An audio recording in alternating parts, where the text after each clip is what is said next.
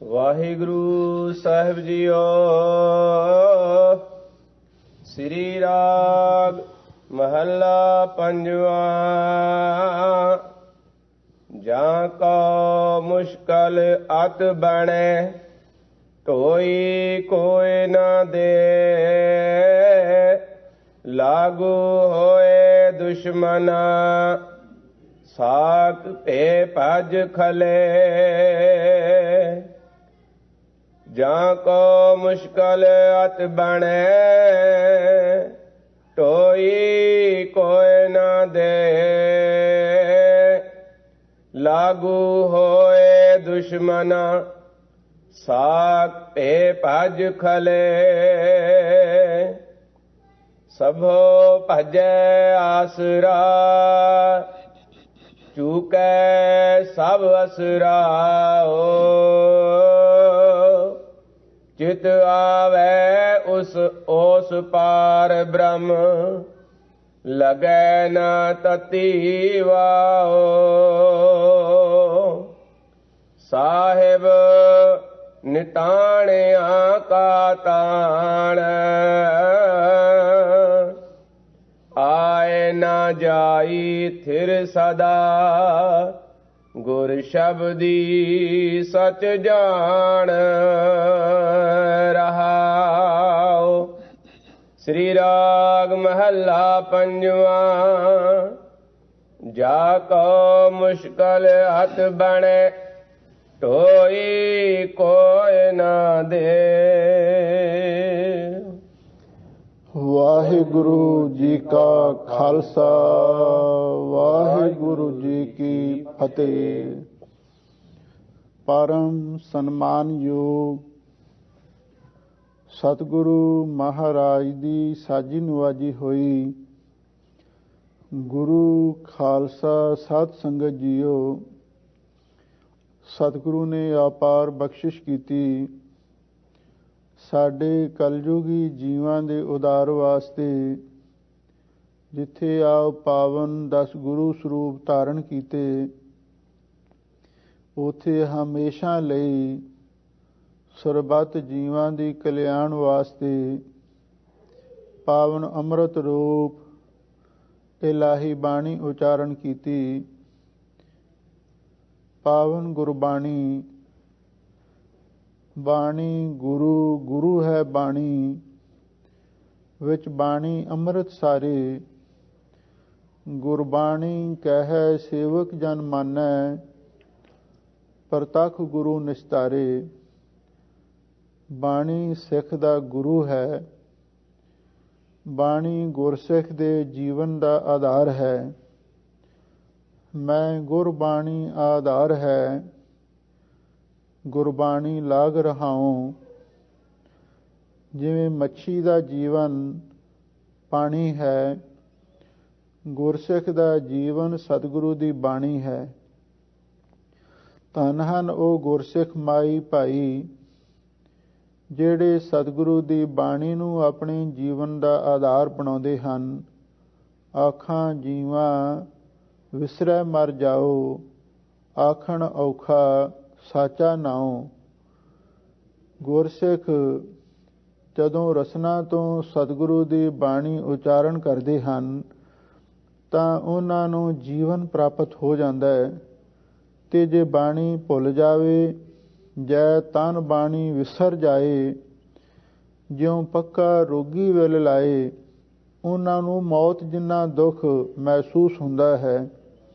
ਧੰਨ ਗੁਰੂ ਅਰਜਨ ਦੇਵ ਮਹਾਰਾਜ ਸੱਚੇ ਪਾਤਸ਼ਾਹ, ਜਿਨ੍ਹਾਂ ਦੀ ਮਹਿਮਾ ਅਪਰੰਪਾਰ ਹੈ। ਤਾਰਨ ਗਗਨ ਨਵਖੰਡ ਮਹਿ, ਜੋਤ ਸਵੈਰੂਪੀ ਰਹਿਓ ਪਰ। ਪਣ ਮਥਰਾ ਕਛ ਭੇਦ ਨਹੀਂ, ਗੁਰ ਅਰਜਨ ਪ੍ਰਤੱਖ ਹਰ। ਧੰਨ ਗੁਰੂ ਅਰਜਨ ਦੇਵ ਮਹਾਰਾਜ ਸੱਚੇ ਪਾਤਸ਼ਾਹ ਉਸ ਅਕਾਲ ਪੁਰਖ ਵਾਹਿਗੁਰੂ ਦਾ ਜਾਹਰਾ ਸਰੂਪ ਹਨ। ਕਿਉਂਕਿ ਗੁਰਬਾਣੀ ਦੇ ਅੰਦਰ ਉਸ ਅਕਾਲ ਪੁਰਖ ਵਾਹਿਗੁਰੂ ਦੇ 2 ਸਰੂਪ ਵਰਣਨ ਕੀਤੇ ਹਨ। ਇੱਕ ਨਿਰਗੁਣ ਸਰੂਪ ਹੈ ਜੋ ਨਿਰਾਕਾਰ ਹੈ, ਦੂਸਰਾ ਸਰਗੁਣ ਸਰੂਪ ਹੈ ਜੋ ਸਾਕਾਰ ਰੂਪ ਹੈ।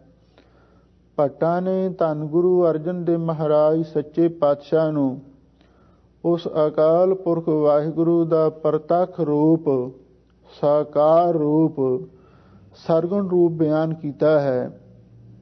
ਜਦੋਂ ਆਪਾਂ ਇਤਿਹਾਸ ਪੜ੍ਹਦੇ ਹਾਂ, ਜਦੋਂ ਆਪਾਂ ਸਤਿਗੁਰੂ ਦੀ ਪਵਿੱਤਰ ਬਾਣੀ ਦੀ ਵਿਚਾਰ ਕਰਦੇ ਹਾਂ, ਤਾਂ ਪਤਾ ਲੱਗ ਜਾਂਦਾ ਹੈ ਆਪ ਨਾਰਾਇਣ ਕਲਾ ਤਾਰ ਜਗ ਮੈਂ ਪਰਵਰਿਓ, ਨਿਰੰਕਾਰ ਆਕਾਰ ਜੋਤ ਜਗ ਮੰਡਲ ਕਰਿਓ।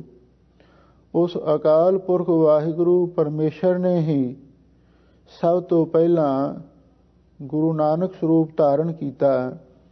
ਗੁਰੂ ਨਾਨਕ ਦੇਵ ਗੋਬਿੰਦ ਰੂਪ। ਧੰਨ ਗੁਰੂ ਨਾਨਕ ਤੇ ਮਹਾਰਾਜ ਸੱਚੇ ਪਾਤਸ਼ਾਹ ਨੇ ਅੱਗੇ 10 ਜਾਮੇ ਧਾਰਨ ਕੀਤੇ, ਜੋ ਸਾਰੇ ਹੀ ਆਪ ਪਰਮੇਸ਼ਰ ਰੂਪ ਸਤਿਗੁਰੂ ਸਨ। ਨਾਨਕ ਸੋਧੇ ਸਿਮਰਤ ਬੇਦ, ਪਾਰ ਬ੍ਰਹਮ ਗੁਰ ਨਾਹੀ ਭੇਦ। ਧੰਨ ਗੁਰੂ ਅਰਜਨ ਦੇਵ ਮਹਾਰਾਜ ਸੱਚੇ ਪਾਤਸ਼ਾਹ ਵੀ ਉਹਨਾਂ ਹੀ 10 ਜਾਮਿਆਂ ਦੇ ਵਿੱਚੋਂ 5ਵੇਂ ਸਰੂਪ ਤੇ ਸਸ਼ੋਭਤ ਸਨ। ਇਸ ਲਈ ਭੱਟਾਂ ਨੇ ਇਹ ਗੱਲ ਕਹਿ ਦਿੱਤੀ, ਗੁਰ ਅਰਜਨ ਪ੍ਰਤੱਖ ਹਰ, ਕਿ ਗੁਰੂ ਅਰਜਨ ਦੇਵ ਮਹਾਰਾਜ ਸੱਚੇ ਪਾਤਸ਼ਾਹ ਉਸ ਅਕਾਲ ਪੁਰਖ ਵਾਹਿਗੁਰੂ ਦਾ ਜ਼ਾਹਰਾ ਸਰੂਪ ਨੇ। ਜੇ ਕਿਸੇ ਨੇ ਵਾਹਿਗੁਰੂ ਦੇ ਸਰਗੁਣ ਰੂਪ ਦੇ ਵਿੱਚ ਦਰਸ਼ਨ ਕਰਨੇ ਹੋਣ, ਉਹ ਧੰਨ ਗੁਰੂ ਅਰਜਨ ਦੇਵ ਮਹਾਰਾਜ ਦੇ ਦਰਸ਼ਨ ਕਰ ਲਵੇ, ਧੰਨ ਗੁਰੂ ਨਾਨਕ ਦੇਵ ਮਹਾਰਾਜ ਸੱਚੇ ਪਾਤਸ਼ਾਹ ਦੇ ਦਰਸ਼ਨ ਕਰ ਲਵੇ, ਕਿਸੇ ਵੀ ਸਤਿਗੁਰੂ ਸਾਹਿਬਾਨ ਦੇ ਦਰਸ਼ਨ ਕਰ ਲਵੇ। ਇਹ ਉਸ ਅਕਾਲ ਪੁਰਖ ਵਾਹਿਗੁਰੂ ਦਾ ਜ਼ਾਹਰਾ ਸਰੂਪ ਨੇ। ਤੇ ਜੇ ਕਿਸੇ ਨੇ ਹੁਣ 10 ਸਤਿਗੁਰੂ ਦੇ ਦਰਸ਼ਨ ਕਰਨੇ ਹੋਣ, ਉਹ ਭਾਵਨਾ ਤੇ ਭਰੋਸੇ ਦੇ ਨਾਲ ਸਾਹਿਬ ਸ੍ਰੀ ਗੁਰੂ ਗ੍ਰੰਥ ਸਾਹਿਬ ਜੀ ਦੇ ਆ ਕੇ ਦਰਸ਼ਨ ਕਰ ਲਵੇ, ਤਾਂ ਉਸ ਨੂੰ 10 ਹੀ ਪਾਤਸ਼ਾਹੀਆਂ ਦੇ ਦਰਸ਼ਨ ਦੀਦਾਰ ਹੋ ਸਕਦੇ ਹਨ। ਕਿਉਂਕਿ ਸਾਹਿਬ ਸ੍ਰੀ ਗੁਰੂ ਗ੍ਰੰਥ ਸਾਹਿਬ ਜੀ 10 ਪਾਤਸ਼ਾਹੀਆਂ ਦੀ ਪਵਿੱਤਰ ਆਤਮਕ ਜੋਤ ਹਨ, ਰੂਹਾਨੀ ਗਿਆਨ ਦੇ ਸਮੁੰਦਰ ਹਨ। ਜਦੋਂ ਆਪਾਂ ਭਾਵਨਾ ਦੇ ਨਾਲ, ਭਰੋਸੇ ਦੇ ਨਾਲ, ਸ਼ਰਧਾ ਦੇ ਨਾਲ, ਪ੍ਰੇਮ ਦੇ ਨਾਲ ਸਤਿਗੁਰੂ ਦੇ ਦਰਸ਼ਨ ਦੀਦਾਰ ਕਰਦੇ ਹਾਂ, ਤੇ ਸਾਹਿਬ ਸਤਿਗੁਰੂ ਸੱਚੇ ਪਾਤਸ਼ਾਹ ਦੇ ਪਾਵਨ ਉਪਦੇਸ਼ ਨੂੰ ਸੁਣਦੇ ਹਾਂ, ਤਾਂ ਸਤਿਗੁਰੂ ਦੇ ਹੀ ਦਰਸ਼ਨ ਦੀਦਾਰ ਹੋ ਜਾਂਦੇ ਹਨ। ਧੰਨ ਗੁਰੂ ਅਰਜਨ ਦੇਵ ਮਹਾਰਾਜ ਸੱਚੇ ਪਾਤਸ਼ਾਹ ਅੱਜ ਇਸ ਪਾਵਨ ਪਵਿੱਤਰ ਗੁਰ ਸ਼ਬਦ ਦੇ ਅੰਦਰ ਉਸ ਅਕਾਲ ਪੁਰਖ ਵਾਹਿਗੁਰੂ ਪਰਮੇਸ਼ਰ ਦੀ ਮਹਿਮਾ ਤੇ ਅਕਾਲ ਪੁਰਖ ਵਾਹਿਗੁਰੂ ਦੀ ਵਡਿਆਈ ਕਰ ਰਹੇ ਨੇ। ਰਹਾਉ ਦੀਆਂ ਪੰਕਤੀਆਂ ਅੰਦਰ ਹਜ਼ੂਰ ਫਰਮਾਉਂਦੇ ਹਨ, ਸਾਹਿਬ ਨਿਤਾਣਿਆਂ ਕਾ ਤਾਣ, ਆਏ ਨਾ ਜਾਈ ਥਿਰ ਸਦਾ, ਗੁਰ ਸ਼ਬਦੀ ਸੱਚ ਜਾਣ ਰਹਾਉ। ਇਹਨਾਂ ਸਿਧਾਂਤਰੂ ਪੰਕਤੀਆਂ ਅੰਦਰ ਸਾਹਿਬ ਸਤਿਗੁਰੂ ਧੰਨ ਗੁਰੂ ਅਰਜਨ ਦੇਵ ਮਹਾਰਾਜ ਸੱਚੇ ਪਾਤਸ਼ਾਹ ਉਸ ਅਕਾਲ ਪੁਰਖ ਵਾਹਿਗੁਰੂ ਨੂੰ ਸਾਹਿਬ ਦੱਸਦੇ ਨੇ। ਧੰਨ ਗੁਰੂ ਨਾਨਕ ਦੇਵ ਮਹਾਰਾਜ ਸੱਚੇ ਪਾਤਸ਼ਾਹ ਨੇ ਵੀ ਉਸ ਅਕਾਲ ਪੁਰਖ ਨੂੰ ਸੱਚਾ ਸਾਹਿਬ ਲਿਖਿਆ। ਸਾਚਾ ਸਾਹਿਬ ਸਾਚ ਨਾਏ। ਉਹ ਸਾਹਿਬ ਸੱਚਾ ਪਾਤਸ਼ਾਹ ਹੈ, ਨਿਤਾਣਿਆਂ ਕਾ ਤਾਣ। ਤੇ ਫਿਰ ਉਹ ਅਕਾਲ ਪੁਰਖ ਵਾਹਿਗੁਰੂ ਨਿਤਾਣਿਆਂ ਦਾ ਤਾਣ ਹੈ, ਜਿਨ੍ਹਾਂ ਦਾ ਕੋਈ ਬਲ ਨਹੀਂ, ਕੋਈ ਜ਼ੋਰ ਨਹੀਂ, ਜਿਨ੍ਹਾਂ ਨੂੰ ਲੋਕੀ ਅਤੀ ਕਮਜ਼ੋਰ ਸਮਝਦੇ ਹਨ। ਹਾਜ਼ੂਰ ਕਹਿੰਦੇ ਉਹ ਸਾਹਿਬ ਨਿਤਾਣਿਆਂ ਦਾ ਤਾਣ ਹੈ। ਜਿਹੜੇ ਕਮਜ਼ੋਰ ਨੇ ਉਹਨਾਂ ਦਾ ਜ਼ੋਰ ਅਕਾਲ ਪੁਰਖ ਹੈ। ਜੇ ਉਹਨਾਂ ਦੇ ਆਪਣੇ ਵਿੱਚ ਜ਼ੋਰ ਨਹੀਂ, ਤਾਂ ਅਕਾਲ ਪੁਰਖ ਵਾਹਿਗੁਰੂ ਦੀ ਓਟ ਲੈ ਲੈਣ, ਤੇ ਅਕਾਲ ਪੁਰਖ ਵਾਹਿਗੁਰੂ ਉਹਨਾਂ ਦੀ ਸਹਾਇਤਾ ਕਰਦਾ ਹੈ। ਕਿਉਂਕਿ ਉਹ ਸਾਹਿਬ ਨਿਤਾਣਿਆਂ ਦਾ ਤਾਣ ਹੈ, ਨਿਮਾਣਿਆਂ ਦਾ ਮਾਣ ਹੈ, ਨਿਆਸਰਿਆਂ ਦਾ ਆਸਰਾ ਹੈ। ਆਏ ਨਾ ਜਾਈ ਥਿਰ ਸਦਾ। ਹਜ਼ੂਰ ਕਹਿੰਦੇ ਉਹ ਵਾਹਿਗੁਰੂ ਨਾ ਕਦੀ ਆਉਂਦਾ ਹੈ, ਨਾ ਕਦੀ ਜਾਂਦਾ ਹੈ। ਥਿਰ ਸਦਾ, ਉਹ ਤੇ ਹਮੇਸ਼ਾ ਲਈ ਰਹਿਣ ਵਾਲਾ ਹੈ। ਆਦ ਸੱਚ ਜੁਗਾਦ ਸੱਚ ਹੈ ਪੀ ਸੱਚ ਨਾਨਕ ਹੋਸੀ ਪੀ ਸੱਚ। ਗੁਰ ਸ਼ਬਦੀ ਸੱਚ ਜਾਣ। ਗੁਰਮੁਖੋ ਗੁਰ ਸ਼ਬਦ ਦੁਆਰਾ, ਗੁਰ ਉਪਦੇਸ਼ ਦੁਆਰਾ, ਨਾਮ ਬਾਣੀ ਦੇ ਅਭਿਆਸ ਤੇ ਸਿਮਰਨ ਦੁਆਰਾ ਸੱਚ ਜਾਣ। ਉਹ ਸੱਚ ਰੂਪ ਵਾਹਿਗੁਰੂ ਪਰਮੇਸ਼ਰ ਨੂੰ ਜਾਣਿਆ ਜਾਂਦਾ ਹੈ। ਜੇ ਕਿਸੇ ਨੇ ਉਹ ਸੱਚ ਨੂੰ ਜਾਣਨਾ ਹੋਵੇ ਤਾਂ ਸਤਿਗੁਰੂ ਦੇ ਬਚਨ ਹੈ, ਘਟ ਘਟ ਰਵ ਰਹਿਆ ਬਨਵਾਰੀ, ਜਲ ਥਲ ਮਹੀਅਲ ਗੁਪਤੋ ਵਰਤੈ, ਗੁਰ ਸ਼ਬਦੀ ਦੇਖ ਨਿਹਾਰੀ ਜੀ। ਕਲਗੀਧਰ ਪਾਤਸ਼ਾਹ ਨੇ ਵੀ ਇਹੀ ਅੰਤਮ ਸਮੇਂ ਬਚਨ ਕਹੇ ਸਨ। ਗੁਰੂ ਗ੍ਰੰਥ ਜੀ ਮਾਨਿਓ ਪ੍ਰਗਟ ਗੁਰਾਂ ਕੀ ਦੇਹ, ਜੋ ਪ੍ਰਭ ਕੋ ਮਿਲਬੋ ਚਹੈ ਖੋ ਸ਼ਬਦ ਮੈਂ ਲੇਹ। ਇਹ ਸ਼ਬਦ ਦੁਆਰਾ ਹੀ ਵਾਹਿਗੁਰੂ ਦੇ ਦੀਦਾਰ ਹੁੰਦੇ ਨੇ। ਇਸੇ ਲਈ ਹਜ਼ੂਰ ਕਹਿੰਦੇ ਗੁਰ ਸ਼ਬਦੀ ਸੱਚ ਜਾਣ। ਗੁਰੂ ਕੇ ਸ਼ਬਦਾਂ ਦੁਆਰਾ ਹੀ, ਗੁਰ ਉਪਦੇਸ਼ਾਂ ਦੁਆਰਾ ਹੀ, ਨਾਮ ਦੀ ਕਮਾਈ ਕਰਕੇ ਹੀ ਉਹ ਸੱਚ ਨੂੰ ਜਾਣਿਆ ਜਾਂਦਾ ਹੈ। ਉਹ ਸੱਚ ਕੈਸਾ ਹੈ? ਧੰਨ ਗੁਰੂ ਅਰਜਨ ਦੇਵ ਮਹਾਰਾਜ ਸੱਚੇ ਪਾਤਸ਼ਾਹ ਇਸ ਪਾਵਨ ਪਵਿੱਤਰ ਗੁਰ ਸ਼ਬਦ ਦੇ ਅੰਦਰ ਜੋ ਪਹਿਲੀਆਂ 4 ਪੌੜੀਆਂ ਨੇ, ਉਹਨਾਂ ਦੇ ਅੰਦਰ ਚਾਹੇ ਮਨੁੱਖ ਕਿੰਨੀ ਵੀ ਵੱਡੀ ਮੁਸੀਬਤ ਵਿੱਚ ਫਸਿਆ ਹੋਵੇ, ਕਿੰਨੇ ਵੀ ਸੰਕਟ ਕਾਲ ਦੇ ਵਿੱਚ ਘਿਰਿਆ ਹੋਵੇ, ਪਰ ਜੇ ਉਸ ਨੂੰ ਅਕਾਲ ਪੁਰਖ ਵਾਹਿਗੁਰੂ ਚੇਤੇ ਆ ਜਾਵੇ ਤੇ ਸਾਰੀਆਂ ਮੁਸੀਬਤਾਂ ਦੂਰ ਹੋ ਜਾਂਦੀਆਂ ਹਨ। ਅਕਾਲ ਪੁਰਖ ਵਾਹਿਗੁਰੂ ਹਰ ਪ੍ਰਕਾਰ ਉਹਦੀ ਰੱਖਿਆ ਕਰਦਾ ਹੈ। ਅੱਗੇ ਫਿਰ 4 ਪੌੜੀਆਂ ਦੇ ਅੰਦਰ ਹੀ ਚਾਹੇ ਸੰਸਾਰਕ ਦ੍ਰਿਸ਼ਟੀਕੋਣ ਤੋਂ ਮਨੁੱਖ ਕਿੰਨਾ ਵੀ ਖੁਸ਼ਹਾਲ ਹੋ ਜਾਵੇ, ਕਿੰਨਾ ਵੀ ਸਮਰਿੱਧੀਵਾਨ ਹੋ ਜਾਵੇ ਤੇ ਕਿੰਨਾ ਵੀ ਵਿਦਵਾਨ ਤੇ ਮਹਾਨ ਬਣ ਜਾਵੇ, ਪਰ ਜੇ ਵਾਹਿਗੁਰੂ ਚੇਤੇ ਨਹੀਂ ਆਉਂਦਾ ਤੇ ਉਹ ਭਾਈ ਹਮੇਸ਼ਾ ਲਈ ਨਰਕਾਂ ਦਾ ਹੀ ਅਧਿਕਾਰੀ ਬਣਦਾ ਹੈ, ਦੁੱਖਾਂ ਦਾ ਹੀ ਅਧਿਕਾਰੀ ਬਣਦਾ ਹੈ। ਲਓ ਹੁਣ ਸਾਹਿਬ ਸਤਿਗੁਰੂ ਸੱਚੇ ਪਾਤਸ਼ਾਹ ਪਹਿਲੀਆਂ 4 ਪੌੜੀਆਂ ਦੇ ਅੰਦਰ ਜਦੋਂ ਮਨੁੱਖ ਮੁਸੀਬਤ ਦੇ ਵਿੱਚ ਘਿਰਿਆ ਹੋਵੇ ਤਾਂ ਉਸ ਵੇਲੇ ਜੇ ਵਾਹਿਗੁਰੂ ਨੂੰ ਚੇਤੇ ਕਰਦਾ ਹੈ ਤਾਂ ਕਿਵੇਂ ਵਾਹਿਗੁਰੂ ਪਰਮੇਸ਼ਰ ਉਹਦੀ ਰੱਖਿਆ ਕਰਦਾ ਹੈ, ਬੜੀਆਂ ਸੁੰਦਰ ਉਦਾਹਰਣਾਂ ਦੇ ਦੇ ਕੇ ਸਾਹਿਬ ਸਤਿਗੁਰੂ ਸੱਚੇ ਪਾਤਸ਼ਾਹ ਸਾਨੂੰ ਸਿੱਖਿਆ ਬਖਸ਼ਿਸ਼ ਕਰ ਰਹੇ ਹਨ। ਆਪ ਸੰਗਤਾਂ ਪ੍ਰੇਮ ਦੇ ਨਾਲ ਸ਼ਬਦ ਦੀ ਵਿਚਾਰ ਸੁਣੋ ਤੇ ਇੱਕ ਵਾਰੀ ਪਿਆਰ ਦੇ ਨਾਲ ਆਖੋ, ਸਤਨਾਮ ਸ੍ਰੀ ਵਾਹਿਗੁਰੂ ਸਾਹਿਬ ਜੀਓ। ਸ੍ਰੀ ਰਾਗ ਮਹੱਲਾ ਪੰਜਵਾਂ। ਜਾ ਕੋ ਮੁਸ਼ਕਲ ਅਤ ਬਣੇ, ਢੋਈ ਕੋਇ ਨਾ ਦੇ। ਧੰਨ ਗੁਰੂ ਅਰਜਨ ਦੇਵ ਮਹਾਰਾਜ ਸੱਚੇ ਪਾਤਸ਼ਾਹ ਫਰਮਾਉਂਦੇ ਹਨ, ਗੁਰਮੁਖੋ ਜਾ ਕੋ ਮੁਸ਼ਕਲ ਅਤ ਬਣੇ। ਜਿਸ ਮਨੁੱਖ ਨੂੰ, ਜਿਸ ਆਦਮੀ ਨੂੰ ਅਤੀ ਮੁਸ਼ਕਲ ਪੇਸ਼ ਆ ਜਾਵੇ, ਬਹੁਤ ਔਖਾ ਸਮਾਂ ਆ ਜਾਵੇ, ਢੋਈ ਕੋਈ ਨਾ ਦੇ ਤੇ ਇੰਨਾ ਔਖਾ ਸਮਾਂ ਆ ਜਾਵੇ, ਕੋਈ ਵੀ ਆਦਮੀ, ਕੋਈ ਰਿਸ਼ਤੇਦਾਰ, ਕੋਈ ਸਾਕ ਸੰਬੰਧੀ, ਕੋਈ ਮਿੱਤਰ ਦੋਸਤ ਢੋਈ ਵੀ ਨਾ ਦੇ ਸਕੇ। ਕਿਉਂਕਿ ਐਸਾ ਸਮਾਂ ਕਈ ਵਾਰੀ ਆ ਜਾਂਦਾ ਹੈ। ਖਾਸ ਕਰਕੇ ਜਦੋਂ ਕੋਈ ਮਨੁੱਖ ਸਰਕਾਰ ਦੀ ਕਰੋਪੀ ਦਾ ਸ਼ਿਕਾਰ ਹੋ ਜਾਂਦਾ ਹੈ ਤੇ ਫਿਰ ਉਹਦੇ ਬਰੰਟ ਨਿਕਲ ਜਾਂਦੇ ਨੇ ਤੇ ਨਾਲ ਹੀ ਸਰਕਾਰ ਵੱਲੋਂ ਉਹਦੇ ਬਾਰੇ ਐਲਾਨ ਕੀਤਾ ਜਾਂਦਾ ਹੈ, ਇਹ ਇੱਕ ਬਾਗੀ ਹੈ, ਇਹ ਅੱਤਵਾਦੀ ਹੈ, ਇਹ ਕੋਈ ਖਤਰਨਾਕ ਕਿਸਮ ਦਾ ਆਦਮੀ ਹੈ, ਇਹ ਜਰਾਇਮ ਪੇਸ਼ਾ ਹੈ, ਜਿੱਥੇ ਵੀ ਇਹ ਮਿਲੇ ਇਸ ਨੂੰ ਗੋਲੀ ਮਾਰ ਦਿੱਤੀ ਜਾਵੇ ਤੇ ਜਿਹੜਾ ਇਸ ਨੂੰ ਪਨਾਹ ਦੇਵੇ, ਜਿਹੜਾ ਇਸ ਨੂੰ ਢੋਈ ਦੇਵੇ ਤੇ ਉਸ ਨੂੰ ਵੀ ਪਕੜ ਕੇ ਸਜ਼ਾਵਾਂ ਦਿੱਤੀਆਂ ਜਾਣ। ਇਹੋ ਜਿਹੇ ਸਮੇਂ ਸਾਡੇ ਸਿੱਖਾਂ ਤੇ ਤਾਂ ਅਨੇਕ ਵਾਰ ਆਏ ਨੇ, ਜਦੋਂ ਸਿੱਖਾਂ ਦੇ ਸਿਰਾਂ ਦੇ ਇਨਾਮ ਰੱਖੇ ਗਏ, ਪਰ ਸਾਹਿਬ ਸਤਿਗੁਰੂ ਸੱਚੇ ਪਾਤਸ਼ਾਹ ਫਰਮਾਉਂਦੇ ਨੇ ਹਰ ਇਨਸਾਨ ਤੇ ਹੀ ਇਹ ਸਮਾਂ ਆ ਸਕਦਾ ਹੈ। ਜਾਂ ਕੋ ਮੁਸ਼ਕਲ ਅਤ ਬਣੇ, ਜਿਸ ਨੂੰ ਅਤੀ ਮੁਸ਼ਕਲ ਦਾ ਸਮਾਂ ਆ ਕੇ ਬਣ ਜਾਵੇ, ਢੋਈ ਕੋਈ ਨਾ ਦੇ, ਕੋਈ ਆਦਮੀ ਢੋਈ ਵੀ ਨਾ ਦੇ ਸਕੇ। ਕਈ ਵਾਰੀ ਐਸਾ ਵੀ ਸਮਾਂ ਆਉਂਦਾ ਹੈ, ਕਈ ਵਾਰੀ ਖਾੜਕੂ ਸਿੰਘ ਜੇ ਕਿਸੇ ਰਿਸ਼ਤੇਦਾਰ ਦੇ ਘਰ ਜਾਂਦੇ ਸਨ, ਉਹ ਵੀ ਅੱਗੋਂ ਜਵਾਬ ਦੇ ਦਿੰਦੇ ਸਨ, ਬਈ ਤੂੰ ਸਾਡੇ ਘਰ ਨਾ ਆਵੀਂ। ਜੇ ਆਪਣੇ ਘਰ ਵੀ ਜਾਵੇ ਤਾਂ ਵੀ ਉਸ ਨੂੰ ਮੌਤ ਹੀ ਦਿਖਾਈ ਦਿੰਦੀ ਸੀ। ਮਾਤਾ ਪਿਤਾ ਭੈਣ ਭਰਾ ਵੀ ਕਹਿ ਦਿੰਦੇ ਸਨ ਵੀ ਹੁਣ ਸਾਡੇ ਘਰ ਨਾ ਆਵੀਂ। ਇਹੋ ਜਿਹੇ ਸਮੇਂ ਬਣਦੇ ਨੇ।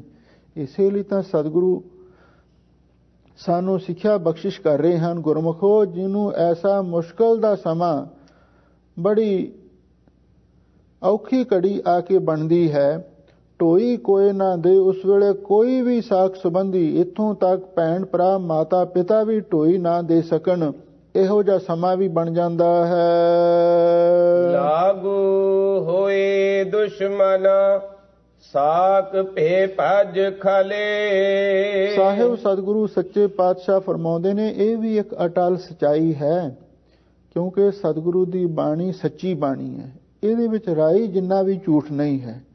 ਹਜ਼ੂਰ ਕਹਿੰਦੇ ਨੇ ਲਾਗੂ ਹੋਏ ਦੁਸ਼ਮਣਾ, ਜਿਹੜੇ ਸਾਡੇ ਜਾਨੀ ਦੁਸ਼ਮਣ ਨੇ ਲਾਗੂ ਹੋਏ, ਉਹ ਸਾਡੇ ਮਗਰ ਲੱਗ ਤੁਰਨ, ਵੀ ਜਿੱਥੇ ਮਿਲੇ ਇਸ ਨੂੰ ਗੋਲੀ ਮਾਰ ਦਿਓ, ਛੱਡਣਾ ਨਹੀਂ ਹੈ। ਤੇ ਸਾਕ ਪੇ ਭੱਜ ਖਲੇ, ਇਹੋ ਜੀ ਮੁਸ਼ਕਲ ਦੇ ਵਿੱਚ ਜਿਹੜੇ ਸਾਕ ਸੰਬੰਧੀ ਨੇ ਉਹ ਵੀ ਭੱਜ ਕੇ ਪਰੇ ਜਾ ਖੜੋਂਦੇ ਨੇ, ਉਹ ਵੀ ਕਹਿ ਦਿੰਦੇ ਨੇ ਸਾਡਾ ਉਹਦੇ ਨਾਲ ਕੋਈ ਨਾਤਾ ਨਹੀਂ, ਤੇ ਨਾਲ ਉਸ ਨੂੰ ਵੀ ਕਹਿ ਦਿੰਦੇ ਨੇ ਭਰਾਵਾ ਹੁਣ ਸਾਡੇ ਕੋਲ ਨਾ ਆਵੀਂ। ਇਉਂ ਜਿਹੜੇ ਨੇੜ ਦੇ ਸਾਕ ਸੰਬੰਧੀ ਨੇ ਉਹ ਵੀ ਭੱਜ ਕੇ ਦੂਰ ਖਲੋ ਜਾਂਦੇ ਹਨ।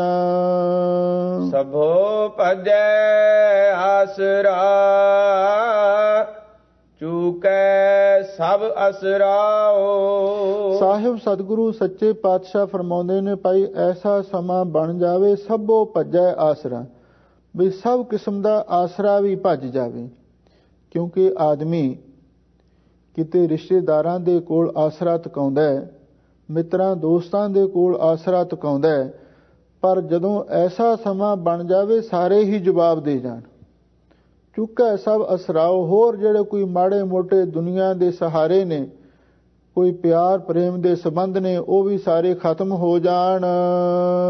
ਚਿਤ ਆਵੇ ਉਸ ਪਾਰ ਬ੍ਰਹਮ ਲਗੈ ਨਾ ਤਤੀ ਵਾਓ। ਸਾਹਿਬ ਸਤਿਗੁਰੂ ਸੱਚੇ ਪਾਤਸ਼ਾਹ ਫਰਮਾਉਂਦੇ ਨੇ ਇਸ ਮੁਸ਼ਕਲ ਦੇ ਸਮੇਂ ਦੇ ਵਿੱਚ ਚਿਤ ਆਵੇ ਉਸ ਪਾਰ ਬ੍ਰਹਮ, ਉਸ ਮਨੁੱਖ ਨੂੰ ਜਿਹੜਾ ਮੁਸ਼ਕਲ ਦੇ ਵਿੱਚ ਫਸਿਆ ਹੋਇਆ ਹੈ, ਜੇ ਉਸ ਨੂੰ ਅਕਾਲ ਪੁਰਖ ਵਾਹਿਗੁਰੂ ਚੇਤੇ ਆ ਜਾਵੇ ਤੇ ਫਿਰ ਵਾਹਿਗੁਰੂ ਪਰਮੇਸ਼ਰ ਉਸ ਵੇਲੇ ਆ ਕੇ ਬੌੜਦਾ, ਲੱਗਾ ਨਾ ਤੱਤੀ ਵਾਓ, ਤੇ ਫਿਰ ਉਸ ਨੂੰ ਤੱਤੀ ਵਾਹ ਵੀ ਨਹੀਂ ਲੱਗ ਸਕਦੀ।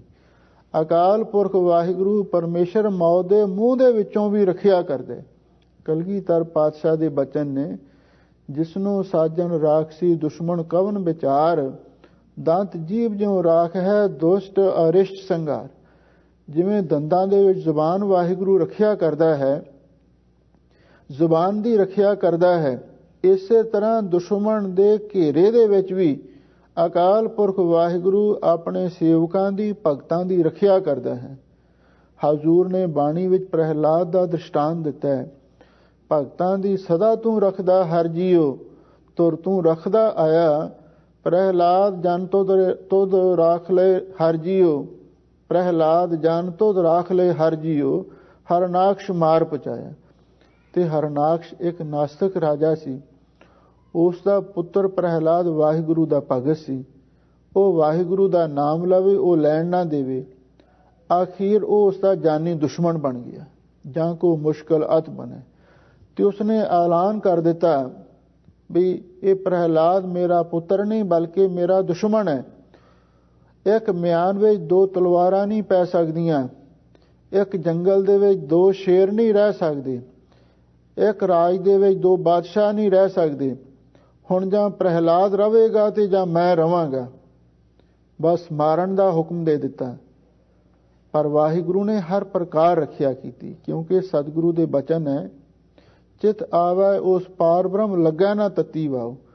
ਜਦੋਂ ਆਖੀਰ ਦੇ ਤਪਤੇ ਥੰਮ ਨੂੰ ਜੱਫੀ ਪਾਉਣ ਦੇ ਲਈ ਆਖਿਆ ਤੇ ਪ੍ਰਹਿਲਾਦ ਨੂੰ ਅਕਾਲ ਪੁਰਖ ਵਾਹਿਗੁਰੂ ਤੇ ਭਰੋਸਾ ਸੀ।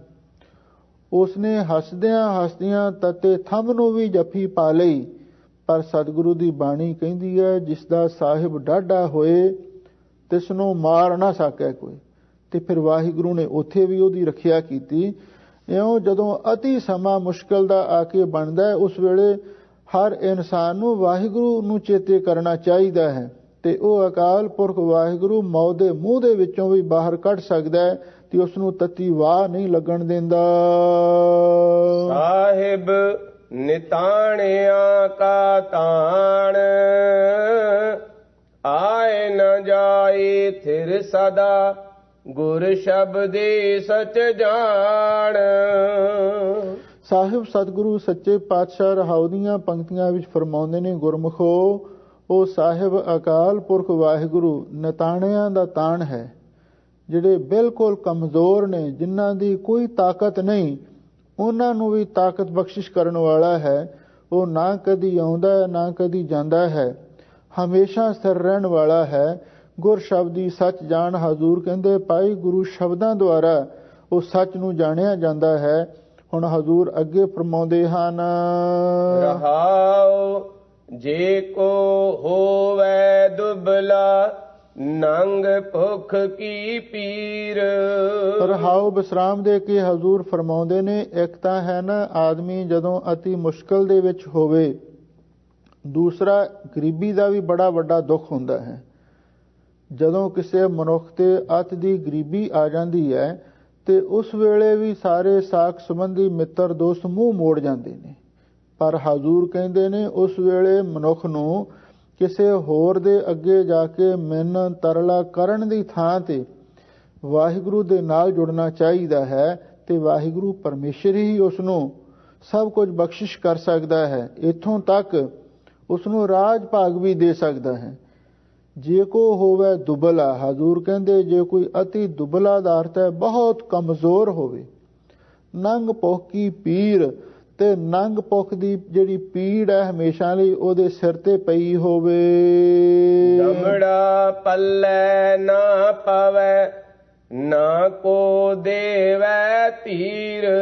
ਸਾਹਿਬ ਸਤਿਗੁਰੂ ਸੱਚੇ ਪਾਤਸ਼ਾਹ ਫਰਮਾਉਂਦੇ ਨੇ, ਦੂਸਰੀ ਕਿਸਮ ਦੀ ਮਨੁੱਖ ਦੀ ਆਪਣੀ ਇੱਕ ਮੁਸ਼ਕਲ ਹੁੰਦੀ ਹੈ, ਜਿਹੜੀ ਆਦੀ ਗਰੀਬੀ ਹੁੰਦੀ ਹੈ। ਜੇ ਕੋਈ ਬਹੁਤਾ ਆਰਥਿਕ ਪੱਖ ਤੋਂ ਕਮਜ਼ੋਰ ਹੋ ਜਾਵੇ, ਟੁੱਟ ਜਾਵੇ, ਸਿਰ ਤੇ ਕਰਜ਼ਾ ਚੜ ਜਾਵੇ, ਨੰਗ ਭੁੱਖ ਦੀ ਪੀੜ ਵਿਆਪ ਜਾਵੇ ਤੇ ਜੇ ਕਿਸੇ ਪਾਸੋਂ ਉਧਾਰੇ ਵੀ ਪੈਸੇ ਮੰਗਣ ਵਾਸਤੇ ਜਾਵੇ, ਦਮੜਾ ਪੱਲੇ ਨਾ ਪਵੇ, ਕੋਈ 1 ਰੁਪਇਆ ਤੱਕ ਵੀ ਉਸ ਨੂੰ ਨਾ ਦੇਵੇ ਤੇ ਨਾ ਹੀ ਕੋਈ ਉਸ ਨੂੰ ਦਿਲਾਸਾ ਦੇਵੇ ਵੀ ਚੱਲ ਕੋਈ ਨਹੀਂ ਤੇਰੀ ਮਾੜੀ ਮੋਟੀ ਸਹਾਇਤਾ ਕਰਾਂਗੇ ਤੇ ਕੁਝ ਤੂੰ ਵੀ ਯਤਨ ਕਰ, ਕੁਛ ਅਸੀਂ ਵੀ ਮਦਦ ਕਰਾਂਗੇ, ਇਸ ਤਰ੍ਹਾਂ ਦਾ ਕੋਈ ਧੀਰਜ ਵੀ ਨਾ ਦੇਵੇ। ਸਵਾਰਥ ਸੁਆਉ ਨ ਕੋ ਕਰੇ, ਨਾ ਕਿਛ ਹੋਵੇ ਕਾਜ। ਸਾਹਿਬ ਸਤਿਗੁਰੂ ਸੱਚੇ ਪਾਤਸ਼ਾਹ ਜਿਹੜਾ ਉਸਦਾ ਕੋਈ ਸਵਾਰਥ ਹੈ, ਕੋਈ ਮਤਲਬ ਹੈ, ਤੇ ਸਵਾਉ ਦਾ ਅਰਥ ਹੈ ਪ੍ਰਯੋਜਨ, ਉਹ ਵੀ ਕੋਈ ਉਸਦਾ ਪੂਰਾ ਨਾ ਕਰੇ। ਕਿਉਂਕਿ ਆਦਮੀ ਜਦੋਂ ਕਿਸੇ ਮੁਸੀਬਤ ਵਿੱਚ, ਕਿਸੇ ਆਰਥਿਕ ਮੁਸ਼ਕਲ ਦੇ ਵਿੱਚ ਘਿਰਿਆ ਹੁੰਦਾ ਹੈ ਤੇ ਉਸ ਵੇਲੇ ਲੋਕਾਂ ਕੋਲ ਜਾ ਕੇ ਉਹ ਸਵਾਲ ਕਰਦਾ ਹੈ ਬਈ ਤੁਸੀਂ ਮੈਨੂੰ ਕੁਛ ਮਾਇਆ ਦੇ ਦਿਓ ਜਾਂ ਮੇਰੀ ਮਦਦ ਕਰੋ, ਤੇ ਉਸ ਵੇਲੇ ਉਸ ਦੀ ਕੋਈ ਵੀ ਨਹੀਂ ਸੁਣਦਾ। ਸਵਾਰਥ ਸੁਆਵ ਨਾ ਕਰੇ, ਸਵਾਰਥ ਸੁਆਵ ਨਾ ਕੋ ਕਰੇ, ਉਹਦਾ ਸਵਾਰਥ ਤੇ ਉਹਦਾ ਪ੍ਰਯੋਜਨ ਕੋਈ ਵੀ ਪੂਰਾ ਨਾ ਕਰ ਸਕੇ ਤੇ ਨਾ ਕੁਛ ਹੋਵੇ ਕਾਜ, ਤੇ ਨਾ ਹੀ ਉਹਦੇ ਆਪਣੇ ਕੋਲੋਂ ਕੋਈ ਕੰਮਕਾਰ ਹੋ ਸਕੇ। ਚਿਤ ਆਵੇ ਉਸ ਪਾਰ ਬ੍ਰਹਮ, ਤਾਂ ਨਿਹਚਲ ਹੋਵੇ ਰਾਜ। ਸਾਹਿਬ ਸਤਿਗੁਰੂ ਸੱਚੇ ਪਾਤਸ਼ਾਹ ਫਰਮਾਉਂਦੇ ਨੇ, ਭਾਈ ਜੇ ਉਸ ਗਰੀਬ ਆਦਮੀ ਨੂੰ ਉਹ ਅਕਾਲ ਪੁਰਖ ਵਾਹਿਗੁਰੂ ਪਰਮੇਸ਼ਰ ਚੇਤੇ ਆ ਜਾਵੇ ਤੇ ਵਾਹਿਗੁਰੂ ਦੀ ਮਿਹਰ ਹੋ ਜਾਵੇ ਤਾਂ ਨਿਹਚਲ ਹੋਵੇ ਰਾਜ, ਉਹਦਾ ਅਚਲ ਰਾਜ ਹੋ ਸਕਦਾ ਹੈ। ਕਿਉਂਕਿ ਵਾਹਿਗੁਰੂ ਪਰਮੇਸ਼ਰ ਬਹੁਤ ਦਿਆਲੂ ਕਿਰਪਾਲੂ ਹੈ। ਉਹ ਕਿਸੇ ਕੀੜੇ ਨੂੰ ਵੀ ਪਾਤਸ਼ਾਹ ਬਣਾ ਸਕਦਾ ਹੈ। ਕੀੜਾ ਥਾਪ ਦੇਹ ਪਾਤਸ਼ਾਹੀ, ਲਸ਼ਕਰ ਕਰੇ ਸੁਆਹਾ। ਇਹ ਕੋਈ ਨੌਜਵਾਨ 17-18 ਸਾਲ ਦੀ ਉਮਰ ਹੈ ਧੰਨ ਗੁਰੂ ਨਾਨਕ ਦੇਵ ਮਹਾਰਾਜ ਸੱਚੇ ਪਾਤਸ਼ਾਹ ਦੇ ਪਾਸ ਆਇਆ ਤੇ ਬੜੀ ਸ਼ਰਧਾ ਭਾਵਨਾ ਦੇ ਨਾਲ ਬੇਨਤੀ ਕੀਤੀ, ਮਹਾਰਾਜ ਕੋਈ ਸੇਵਾ ਦੱਸੋ। ਤਾਂ ਸਾਹਿਬ ਸਤਿਗੁਰੂ ਸੱਚੇ ਪਾਤਸ਼ਾਹ ਦੀ ਭਾਵਨਾ ਪ੍ਰੇਮ ਤੋਂ ਬੜੇ ਪ੍ਰਸੰਨ ਹੋਏ। ਕਹਿਣ ਲੱਗੇ, ਸੱਥਰ ਤੇਰਾ ਲੇਫ ਨਿਹਾਲੀ, ਪਾਓ ਤੇਰਾ ਪਕਵਾਨ, ਨਾਨਕ ਸਿਫਤੀ ਰਜਿਆ ਆਓ ਬਹੁ ਸੁਲਤਾਨ। ਸੁਲਤਾਨ ਕਹਿੰਦੇ ਨੇ ਅਰਬੀ ਵਿੱਚ ਪਾਤਸ਼ਾਹ ਨੂੰ। ਸਤਿਗੁਰੂ ਕਹਿਣ ਲੱਗੇ, ਸੱਥਰ ਤੇਰਾ ਲੇਫ ਨਿਹਾਲੀ। ਆ ਜਿਹੜਾ ਸੱਥਰ ਹੈ ਨਾ, ਥੱਲੇ ਘਾਹ ਵਿਛਿਆ ਹੋਇਆ, ਇਹ ਕੁਦਰਤ ਦਾ ਗਲੀਚਾ ਹੈ। ਇਹੀ ਸਾਡੇ ਲਈ ਲੇਫ ਹੈ, ਇਹੀ ਸਾਡੇ ਲਈ ਤੁਲਾਈ ਹੈ। ਪਾਓ ਤੇਰਾ ਪਕਵਾਨ, ਜਿਹੜਾ ਤੇਰਾ ਪ੍ਰੇਮ ਹੈ, ਇਹੀ ਸਾਡੇ ਲਈ ਪਕਵਾਨ ਹੈ, ਭੋਜਨ ਹੈ, ਪੱਕਾ ਭੋਜਨ। ਜਿਵੇਂ ਕੋਈ ਮਠਿਆਈਆਂ ਹੋਣ, ਲੱਡੂ ਜਲੇਬੀਆਂ ਹੋਣ, ਰਸਗੁੱਲੇ ਹੋਣ, ਤੇਰਾ ਪ੍ਰੇਮ ਹੀ ਹੈ ਸਾਡੇ ਲਈ ਸਾਰਾ ਕੁਝ। ਹਜ਼ੂਰ ਕਹਿੰਦੇ, ਨਾਨਕ ਸਿਫਤੀ ਰਜਿਆ, ਮੈਂ ਤੇ ਵਾਹਿਗੁਰੂ ਦੀ ਸਿਫਤ ਨਾਲ ਹੀ ਰੱਜਿਆ ਰਹਿੰਦਾ ਹਾਂ, ਮੈਨੂੰ ਕਿਸੇ ਵਸਤੂ ਦੀ ਲੋੜ ਨਹੀਂ। ਆਓ ਬਹੁ ਸੁਲਤਾਨ, ਵੀ ਤੂੰ ਤੇ ਪਾਤਸ਼ਾਹ ਬਣਨਾ ਹੈ, ਆ ਬੈਠ ਸਾਡੇ ਕੋਲ। ਉਹ ਬੱਚਾ ਐਸਾ ਸਤਿਗੁਰੂ ਦੇ ਪ੍ਰੇਮ ਦੇ ਵਿੱਚ ਭਿੱਜਿਆ ਤੇ ਉਸਨੇ ਆਪਣੇ ਖੇਤ ਵਿੱਚ ਜਾ ਕੇ ਛੋਲੇ ਬੀਜੇ ਹੋਏ ਸਨ, ਛੋਲਿਆਂ ਦੇ ਬੂਟੇ ਪੱਟੇ ਤੇ ਹੋਲਾਂ ਭੁੰਨ ਕੇ ਗੁਰੂ ਮਹਾਰਾਜ ਸੱਚੇ ਪਾਤਸ਼ਾਹ ਨੂੰ ਭੇਟ ਕੀਤੀਆਂ। ਤੇ ਗੁਰੂ ਮਹਾਰਾਜ ਨੇ ਆਪ ਵੀ ਛਕੀਆਂ ਤੇ ਨਾਲ ਭਾਈ ਮਰਦਾਨੇ ਨੂੰ ਵੀ ਦਿੱਤੀਆਂ, ਭਾਈ ਬਾਲੇ ਨੇ ਵੀ ਛਕੀਆਂ। ਤੇ ਗੁਰੂ ਮਹਾਰਾਜ ਨੇ ਉਸ ਰਾਤ ਉਸ ਨੌਜਵਾਨ ਨੂੰ ਆਪਣੇ ਕੋਲ ਹੀ ਰੱਖਿਆ। ਸਾਰੀ ਰਾਤ ਗੁਰੂ ਮਹਾਰਾਜ ਦੇ ਕੋਲ ਹੀ ਹੋ ਰਿਹਾ। ਜਦੋਂ ਅੰਮ੍ਰਿਤ ਵੇਲਾ ਹੋਇਆ ਤੇ ਹੁਣ ਗੁਰੂ ਮਹਾਰਾਜ ਦੀ ਕਿਵੇਂ ਕਲਾ ਵਰਤਦੀ ਹੈ। ਜੇ ਕੋ ਹੋਵੇ ਦੁਬਲਾ ਨੰਗ ਭੁੱਖੀ ਪੀਰ, ਹੁਣ ਹੋਲਾ ਭੁੰਨ ਕੇ ਖਾਣ ਤੇ ਖਵਾਉਣ ਵਾਲਾ ਅਤੀ ਗਰੀਬ ਨੌਜਵਾਨ ਆਦਮੀ ਸੀ। ਪਰ ਜਦੋਂ ਧੰਨ ਗੁਰੂ ਨਾਨਕ ਦੇਵ ਮਹਾਰਾਜ ਦੀ ਸੇਵਾ ਕੀਤੀ, ਆਸ਼ੀਰਵਾਦ ਮਿਲ ਗਈ। ਕਹਿੰਦੇ ਨੇ ਉਸ ਰਾਤ ਅਚਾਨਕ ਉਸ ਦੇਸ਼ ਦਾ ਰਾਜਾ ਚੜ੍ਹਾਈ ਕਰ ਗਿਆ ਤੇ ਜਿਹੜੇ ਵਜ਼ੀਰ ਸਨ ਬੜੇ ਧਰਮੀ ਸਨ, ਇਮਾਨਦਾਰ ਸਨ ਤੇ ਰਾਜੇ ਦੇ ਘਰ ਦੇ ਵਿੱਚ ਕੋਈ ਰਾਜ ਦਾ ਵਾਰਸ ਵੀ ਨਹੀਂ ਸੀ। ਉਹਨਾਂ ਸੋਚਿਆ ਵੀ ਰਾਜ ਕਿਸ ਨੂੰ ਸੰਭਾਲਿਆ ਜਾਵੇ। ਆਖੀਰ ਉਹਨਾਂ ਨੇ ਫੈਸਲਾ ਕੀਤਾ ਤੇ ਆਪਾਂ ਜਦੋਂ ਅੰਮ੍ਰਿਤ ਵੇਲੇ ਉੱਠਾਂਗੇ ਇਕੱਠੇ ਹੋ ਕੇ ਤੇ ਆਪਾਂ ਜਿਹੜਾ ਸ਼ਹਿਰ ਦਾ ਚੜ੍ਹਦੀ ਦਿਸ਼ਾ ਵਾਲਾ ਦਰਵਾਜ਼ਾ ਹੈ ਉਹਨੂੰ ਜਾ ਕੇ ਖੋਲਾਂਗੇ ਤੇ ਜਿਹੜਾ ਵੀ ਪਹਿਲਾ ਮਨੁੱਖ ਮਿਲ ਪਿਆ ਤੇ ਆਪਾਂ ਸਮਝ ਲਵਾਂਗੇ ਵਾਹਿਗੁਰੂ ਨੇ ਇਹੀ ਰਾਜਾ ਸਾਡੇ ਲਈ ਭੇਜ ਦਿੱਤਾ ਤੇ ਉਹਨੂੰ ਰਾਜ ਤਿਲਕ ਤੇ ਰਾਜ ਦਾ ਤਾਜ ਬਖਸ਼ਿਸ਼ ਕਰ ਦਿੱਤਾ ਜਾਵੇਗਾ। ਉਧਰੋਂ ਉਹ ਬੱਚਾ ਨੌਜਵਾਨ ਗੁਰੂ ਮਹਾਰਾਜ ਦੇ ਕੋਲ ਹੀ ਰਿਹਾ ਤੇ ਜਦੋਂ ਸਵੇਰੇ ਆਪਣੇ ਘਰ ਆਇਆ ਤਾਂ ਉਸ ਵੇਲੇ ਸਾਹਿਬ ਸਤਿਗੁਰੂ ਸੱਚੇ ਪਾਤਸ਼ਾਹ ਦੀ ਐਸੀ ਮਿਹਰ ਹੋਈ ਤੇ ਉਸ ਨੌਜਵਾਨ ਨੂੰ ਰਾਜੇ ਦੇ ਜਿਹੜੇ ਵਜ਼ੀਰ ਸਨ ਉਹਨਾਂ ਨੇ ਰਾਜ ਤਿਲਕ ਦੇ ਦਿੱਤਾ, ਉਸ ਨੂੰ ਰਾਜਾ ਬਣਾ ਲਿਆ। ਉਹ ਹੈਰਾਨ ਸੀ ਵੀ ਇੱਕ ਗੁਰੂ ਮਹਾਰਾਜ ਸੱਚੇ ਪਾਤਸ਼ਾਹ ਦੇ ਬਚਨਾਂ ਦੇ ਨਾਲ ਹੀ ਆਓ ਬਹੁ ਸੁਲਤਾਨ, ਮੈਨੂੰ ਰਾਜ ਕਿਵੇਂ ਮਿਲ ਗਿਆ। ਆਖੀਰ ਉਸਨੇ ਬੇਨਤੀ ਕੀਤੀ, ਧੰਨ ਗੁਰੂ ਨਾਨਕ ਦੇਵ ਮਹਾਰਾਜ ਸੱਚੇ ਪਾਤਸ਼ਾਹ ਨੂੰ ਆਪਣੇ ਘਰ ਲੈ ਕੇ ਆਇਆ। ਸਤਿਗੁਰੂ ਦੇ ਚਰਨਾਂ ਦੀ ਮੁੱਠੀ ਚਾਪੀ ਕੀਤੀ, ਚਰਨ ਧੋਤੇ, ਚਰਨ ਪਾਹੋ ਲਈ। ਫਿਰ ਸਤਿਗੁਰੂ ਦੀ ਆਗਿਆ ਦੇ ਨਾਲ ਉਸਨੇ ਰਾਜ ਭਾਗ ਸੰਭਾਲਿਆ ਤੇ ਬੜੇ ਪ੍ਰੇਮ ਦੇ ਨਾਲ ਤੇ ਬੜੀ ਭਾਵਨਾ ਦੇ ਨਾਲ ਉਹ ਸੇਵਾ ਕਰਦਾ ਰਿਹਾ। ਸੋ ਸਾਹਿਬ ਸਤਿਗੁਰੂ ਸੱਚੇ ਪਾਤਸ਼ਾਹ ਇੱਥੇ ਫਰਮਾਉਂਦੇ ਹਨ, ਭਾਈ ਜੇ ਵਾਹਿਗੁਰੂ ਦੀ ਕਿਰਪਾ ਹੋ ਜਾਵੇ, ਚਿਤ ਆਵੇ ਉਸ ਪਾਰ ਬ੍ਰਹਮ। ਜੇ ਉਸ ਨੂੰ ਅਕਾਲ ਪੁਰਖ ਵਾਹਿਗੁਰੂ ਚੇਤੇ ਆ ਜਾਵੇ ਤਾਂ ਉਸ ਨੂੰ ਅਚਲ ਰਾਜ ਦੀ ਪ੍ਰਾਪਤੀ ਹੋ ਸਕਦੀ ਹੈ। ਧਰੂ ਭਗਤ ਦਾ ਵੀ ਜ਼ਿਕਰ ਗੁਰਬਾਣੀ ਵਿੱਚ ਆਉਂਦਾ ਹੈ, ਰਾਮ ਜਪੋ ਜੀ ਐਸੇ ਐਸੇ, ਧਰੂ ਪ੍ਰਹਿਲਾਦ ਜਪਿਓ ਹਰ ਜੈਸੇ। ਉਸ ਨੂੰ ਮਤਰੇਈ ਮਾਂ ਨੇ ਪਿਤਾ ਦੀ ਗੋਦ ਵਿੱਚੋਂ ਧੂ ਕੇ ਖਿੱਚ ਕੇ ਝੜਕ ਕੇ ਬਾਹਰ ਕੱਢ ਦਿੱਤਾ। ਰੋਂਦਾ ਰੋਂਦਾ ਮਾਂ ਕੋਲ ਆਇਆ, ਕਹਿਣ ਲੱਗਾ, ਮਾਂ ਕਿਸ ਉਦਮ ਤੇ ਰਾਜ ਮਿਲਿਆ, ਮੈਨੂੰ ਰਾਜ ਕਿਵੇਂ ਮਿਲ ਸਕਦਾ। ਤੇ ਮਾਂ ਸਿਆਣੀ ਸੀ, ਧਾਰਮਿਕ ਖਿਆਲਾਂ ਵਾਲੀ ਸੀ, ਕਹਿਣ ਲੱਗੀ, ਪੁੱਤਰ ਤੂੰ ਵਾਹਿਗੁਰੂ ਦਾ ਨਾਮ ਜਪ। ਪੁੱਤਰ ਪਰਮੇਸ਼ਰ ਆਰਾਧੀ ਹੈ, ਜਿੱਦੂ ਹੋਈਐ ਪਤਿਤ ਪੁਨੀਤਾ, ਚਿਤ ਆਵੈ ਉਸ ਪਾਰ ਬ੍ਰਹਮ। ਜਦੋਂ ਪ੍ਰਹਿਲਾਦ ਭਗਤ ਨੇ ਵਾਹਿਗੁਰੂ ਦਾ ਨਾਮ ਜਪਿਆ ਤਾਂ ਉਹਨੂੰ ਵੀ ਤਾਂ ਨਿਚਲ ਹੋਵੇ ਰਾਜ, ਉਸ ਨੂੰ ਅਚਲ ਰਾਜ ਵੀ ਮਿਲਿਆ ਤੇ ਅਮਰ ਪਦਵੀ ਵੀ ਪ੍ਰਾਪਤ ਹੋ ਗਈ। ਇਉਂ ਔਖੇ ਸਮੇਂ ਦੇ ਵਿੱਚ ਜੇ ਕੋਈ ਮਨੁੱਖ ਵਾਹਿਗੁਰੂ ਨੂੰ ਚੇਤੇ ਕਰੇ ਤਾਂ ਹਜ਼ੂਰ ਕਹਿੰਦੇ ਜਿਹੜਾ ਅਤੀ ਗਰੀਬ ਹੋਵੇ ਤੇ ਉਹਨੂੰ ਬਈ ਰਾਜ ਭਾਗ ਵੀ ਪ੍ਰਾਪਤ ਹੋ ਸਕਦਾ ਹੈ। ਜਾ ਕੋ ਚਿੰਤਾ ਬਹੁਤ ਬਹੁਤ ਦੇਹੀ ਵਿਆਪੈ ਰੋਗ। ਸਾਹਿਬ ਸਤਿਗੁਰੂ ਸੱਚੇ ਪਾਤਸ਼ਾਹ ਫਰਮਾਉਂਦੇ ਨੇ ਤੀਜੀ ਇੱਕ ਮੁਸ਼ਕਲ ਇਹ ਵੀ ਹੁੰਦੀ ਹੈ, ਕਿਸੇ ਆਦਮੀ ਦੇ ਸਰੀਰ ਨੂੰ ਕੋਈ ਰੋਗ ਲੱਗ ਜਾਵੇ, ਕੋਈ ਨਾ ਮੁਰਾਦ ਬਿਮਾਰੀ ਘੇਰ ਲਵੇ ਤੇ ਉਹਨੂੰ ਵੀ ਬੜੀ ਚਿੰਤਾ ਤੇ ਫਿਕਰ ਚਿੰਬੜ ਜਾਂਦਾ ਹੈ। ਹਜ਼ੂਰ ਕਹਿੰਦੇ ਜਾ ਕੋ ਚਿੰਤਾ ਬਹੁਤ ਬਹੁਤ ਦੇਹੀ ਵਿਆਪੈ ਰੋਗ। ਜਿਸ ਮਨੁੱਖ ਦੀ ਦੇਹੀ ਨੂੰ ਕੋਈ ਰੋਗ ਚਿੰਬੜ ਜਾਵੇ ਤੇ ਫਿਰ ਉਹਨੂੰ ਬਹੁਤ ਤੋਂ ਬਹੁਤ ਵਧੇਰੇ ਚਿੰਤਾ ਹੋਵੇ। ਗ੍ਰਸਤ ਕੁਟੰਬ ਪਲੇਟਿਆ ਕਦੇ ਹਰਖ ਕਦੇ ਸੋਗ। ਤੇ ਫਿਰ ਆਪਣੇ ਗ੍ਰਸਤੀ ਜੀਵਨ ਤੇ ਪਰਿਵਾਰ ਦੇ ਮੋਹ ਦੇ ਵਿੱਚ ਵੀ, ਪਲੇਟਿਆ ਦਾ ਅਰਥ ਹੈ ਲਪੇਟਿਆ ਹੋਵੇ, ਘਿਰਿਆ ਹੋਇਆ ਹੋਵੇ, ਕਦੇ ਹਰ ਕਦੇ ਸੋ, ਕਦੇ ਖੁਸ਼ੀ ਤੇ ਕਦੇ ਗਮੀ ਦੇ ਵਿੱਚ ਸਮਾਂ ਗੁਜ਼ਾਰਦਾ ਹੋਵੇ।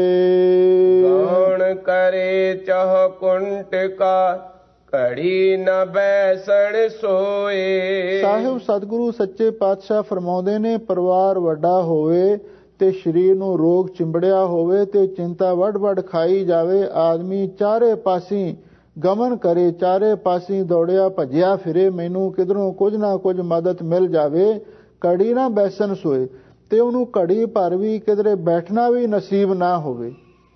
ਸੋਏ ਦਾ ਅਰਥ ਹੈ ਉਸ ਮਨੁੱਖ ਨੂੰ ਘੜੀ ਭਰ ਵੀ ਆਰਾਮ ਕਰਨ ਦੇ ਲਈ ਸਮਾਂ ਨਾ ਮਿਲੇ। ਤੇ ਜਾਂ ਇਹ ਵੀ ਵਿਦਵਾਨਾਂ ਨੇ ਅਰਥ ਕੀਤਾ ਹੈ ਘੜੀ ਨਾ ਬੈਸਣ ਸੋਏ। ਇਹ ਘੜੀ ਭਰ ਵੀ ਨਾ ਤੇ ਬਹਿਣਾ ਮਿਲੇ ਤੇ ਨਾ ਹੀ ਸੋਏ ਦਾ ਅਰਥ ਹੈ ਸੌਣਾ ਮਿਲੇ। ਆਰਾਮ ਦਾ ਵੀ ਪੂਰਾ ਸਮਾਂ ਨਾ ਮਿਲੇ ਤੇ ਆਦਮੀ ਅਤੀ ਗਰੀਬੀ ਦੇ ਵਿੱਚ ਤੇ ਪਰਿਵਾਰ ਦੀ ਪਾਲਣਾ ਪੋਸ਼ਣਾ ਦੇ ਫਿਕਰ ਦੇ ਵਿੱਚ ਰਾਤ ਦਿਨ ਕੰਮਾਂ ਕਾਰਾਂ ਦੇ ਵਿੱਚ ਹੀ ਭੱਜਿਆ ਫਿਰੇ। ਪਰ ਹਜ਼ੂਰ ਕਹਿੰਦੇ ਇਹੋ ਜੀ ਔਖੀ ਜ਼ਿੰਦਗੀ ਦੇ ਵਿੱਚ ਜੇ ਉਹ ਮਨੁੱਖ ਵਾਹਿਗੁਰੂ ਦਾ ਸਿਮਰਨ ਕਰੇ ਨਾ ਤੇ ਉਸ ਨੂੰ ਬਹੁਤ ਲਾਭ ਹੋ ਸਕਦਾ ਹੈ। ਚਿਤ ਆਵੇ ਉਸ ਪਾਰ ਬ੍ਰਹਮ ਤਨ ਮਨ ਸੀਤਲ ਹੋਏ। ਧੰਨ ਗੁਰੂ ਅਰਜਨ ਦੇਵ ਮਹਾਰਾਜ ਸੱਚੇ ਪਾਤਸ਼ਾਹ ਕਿੰਨਾ ਸੁੰਦਰ ਉਪਦੇਸ਼ ਹੈ ਤੇ ਦਿਲ ਨੂੰ ਢਾਰਸ ਦੇਣ ਵਾਲਾ ਹੈ। ਹਜ਼ੂਰ ਕਹਿੰਦੇ ਜੋ ਉਸ ਮਨੁੱਖ ਨੂੰ ਜਿਹੜਾ ਰੋਗੀ ਹੈ, ਪਰਿਵਾਰ ਵੱਡਾ ਹੈ, ਕੰਮਕਾਰ ਕਰ ਨਹੀਂ ਸਕਦਾ, ਇੱਧਰ ਉੱਧਰ ਚਾਰੇ ਦਿਸ਼ਾ ਵੱਲ ਦੌੜਿਆ ਫਿਰਦਾ ਹੈ, ਚਿੰਤਾ ਵੱਡ ਖਾਂਦੀ ਹੈ, ਕਿਧਰੇ ਹੱਥ ਪੱਲੇ ਕੁਝ ਵੀ ਨਹੀਂ ਆਉਂਦਾ, ਚਿਤ ਆਵੇ ਉਸ ਪਾਰ ਬ੍ਰਹਮ, ਜੇ ਉਸ ਨੂੰ ਅਕਾਲ ਪੁਰਖ ਵਾਹਿਗੁਰੂ ਚੇਤੇ ਆ ਜਾਵੇ, ਤਨ ਮਨ ਸੀਤਲ ਹੋਏ ਤਾਂ ਉਹਦਾ ਤਨ ਵੀ ਤੇ ਮਨ ਵੀ ਠੰਡਾ ਠਾਰ ਹੋ ਸਕਦਾ ਹੈ। ਕਾਮ ਕ੍ਰੋਧ ਮੋਹ ਵਸ ਕੀਆ ਕਿਰਪਨ ਲੋਭ ਪਿਆਰ। ਸਾਹਿਬ ਸਤਿਗੁਰੂ ਸੱਚੇ ਪਾਤਸ਼ਾਹ ਫਰਮਾਉਂਦੇ ਨੇ ਭਾਈ ਵੇਖ ਲੋ ਫਿਰ ਮਨੁੱਖ ਨੂੰ ਵਿਕਾਰਾਂ ਨੇ ਘੇਰਿਆ ਹੋਵੇ, ਇਹ ਵੀ ਇੱਕ ਵੱਡੀ ਮੁਸੀਬਤ ਹੈ। ਜਿਹੜੇ ਵਿਕਾਰ ਨੇ ਸਾਡੇ ਅੰਦਰੂਨੀ ਦੁਸ਼ਮਣ ਨੇ। ਕਾਮ ਕ੍ਰੋਧ ਮੋਹ ਵਸ ਕੀਆ, ਕਾਮ ਨੇ, ਕ੍ਰੋਧ ਨੇ, ਮੋਹ ਨੇ ਵਸ ਕੀਤਾ ਹੋਵੇ ਤੇ ਕਿਰਪਨ ਲੋਭ ਪਿਆਰ ਅਤੀ ਦਾ ਕੰਜੂਸ ਹੋਵੇ, ਕਿਤੇ ਭੁੱਲ ਕੇ ਵੀ ਗੁਰੂ ਘਰ ਦੇ ਵਿੱਚ ਕੋਈ ਲੰਗਰ, ਕੋਈ ਦੇਗ ਦੀ ਸੇਵਾ, ਕੋਈ ਹੋਰ ਸੇਵਾ ਨਾ ਕਰੇ ਤੇ ਲੋਭ ਪਿਆਰ ਤੇ ਲੋਭ ਦੇ ਨਾਲ ਹੀ ਪਿਆਰ ਹੋਵੇ। ਬਸ ਜੋ ਵੀ ਆਵੇ ਉਸ ਨੂੰ ਜੋੜੀ ਜਾਵੇ, ਜਮ੍ਹਾਂ ਕਰ ਕਰਕੇ ਰੱਖੀ ਜਾਵੇ, ਕੋਈ ਸੇਵਾ, ਕੋਈ ਪੁੰਨ ਦਾਨ, ਕੋਈ ਦਸਵੰਧ ਵੀ ਨਾ ਦੇਵੇ। ਚਾਰੇ ਕਿਲ ਵਿਖ ਉਨ ਅਘ ਕੀਏ ਹੋਆ ਅਸੁਰ ਸੰਘਾਰ। ਸਾਹਿਬ ਸਤਿਗੁਰੂ ਸੱਚੇ ਪਾਤਸ਼ਾਹ ਫਰਮਾਉਂਦੇ ਨੇ ਭਾਈ ਵਿਕਾਰਾਂ ਦੇ ਵਸ਼ ਹੋ ਕੇ ਚਾਰੇ ਕਿਲਵਿਖ, ਜਿਹੜੇ ਚਾਰ ਬੱਜਰ ਪਾਪ ਨੇ, ਜਿਵੇਂ ਸਿੱਖੀ ਦੀਆਂ ਚਾਰ ਬੱਜਰ ਕੁਰੈਤਾਂ ਨੇ, ਹੁੱਕਾ, ਹਜਾਮਤ, ਹਲਾਲੋ, ਹਰਾਮ, ਇਹ ਮਾਨੋ ਚਾਰ ਬੱਜਰ ਪਾਪ ਨੇ। ਤੇ ਜਾਂ ਹਿੰਦੂ ਮਤ ਵਿੱਚ ਇਹ ਵੀ ਚਾਰ ਬੱਜਰ ਪਾਪ ਲਿਖੇ ਮਿਲਦੇ ਹਨ। ਇੱਕ ਤਾਂ ਸੋਨੇ ਦੀ ਚੋਰੀ ਕਰਨੀ, ਤੇ ਦੂਸਰਾ ਗਊ ਨੂੰ ਮਾਰਨਾ, ਤੇ ਤੀਸਰਾ ਬ੍ਰਾਹਮਣ ਦਾ ਕਤਲ ਕਰਨਾ, ਤੇ ਚੌਥਾ ਗੁਰੂ ਇਸਤਰੀ ਨਾਲ ਵਿਭਚਾਰ ਕਰਨਾ। ਇਹ ਵੱਡੇ ਪਾਪ ਬੱਜਰ ਪਾਪ ਗਿਣੇ ਨੇ ਜਿਨ੍ਹਾਂ ਨੂੰ ਕਿਲਵਿਖ ਆਖਿਆ ਜਾਂਦਾ ਹੈ। ਹਜ਼ੂਰ ਕਹਿੰਦੇ ਚਾਰੇ ਕਿਲਵਿਖ ਹੁਣ ਅਗ ਕੀਏ, ਉਹਨੇ ਚਾਰ ਕਿਸਮ ਦੇ ਬੱਜਰ ਪਾਪ ਵੀ ਕਰ ਲਏ ਹੋਣ ਤੇ ਹੋਰ ਵੀ ਅਨੇਕਾਂ ਪਾਪ ਉਸਨੇ ਕਰ ਲਏ ਹੋਣ। ਹੋਆ ਅਸਰ ਸੰਘਾਰ, ਤੇ ਹਜ਼ੂਰ ਕਹਿੰਦੇ ਵੀ ਰਾਖਸ਼ੀ ਬਿਰਤੀ ਨੂੰ ਧਾਰਨ ਕਰਕੇ ਨਰ ਸੰਘਾਰ ਕਰਨ ਵਾਲਾ ਵੀ ਹੋ ਜਾਵੇ, ਕਿਉਂਕਿ ਕਈ ਵਾਰੀ ਮਨੁੱਖ ਦੀ ਐਸੀ ਰਾਖਸ਼ੀ ਬਿਰਤੀ ਬਣ ਜਾਂਦੀ ਹੈ ਤੇ ਫਿਰ ਆਮ ਲੋਕਾਂ ਨੂੰ ਹੀ ਉਹ ਮਾਰਨਾ ਸ਼ੁਰੂ ਕਰ ਦਿੰਦੇ।